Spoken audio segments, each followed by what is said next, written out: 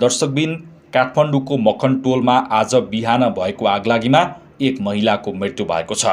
बिहान 6:50 मा सुरु भएको आगलागी बिहानै 9:15 मा मात्र नियन्त्रणमा आएको हो। आगो नियन्त्रणमा आएपछि मात्रै एक महिलाको मृत्यु भएको खुलेको छ। उनको शनाखत हुन भने बाँकी रहेको काठमाडौँ प्रहरीले बताएको छ। काठमाडौँ उपत्यकाका 6वटा दमकलको सहयोगमा आगो नियन्त्रणमा लिएको हो। सुरज आर्केड पछाडि रहेको दयाराम श्रेष्ठको 4 तले माटो र काठले बनेको कच्ची घरको तेस्रो तल्लामा ग्यास लिक भई आगलागी भएको थियो। आगो आडैमा रहेको रुकेश श्रेष्ठको 5 तले पक्की घरमा सल्किएको थियो। आगोबाट यी 2 घरमा क्षति भएको छ।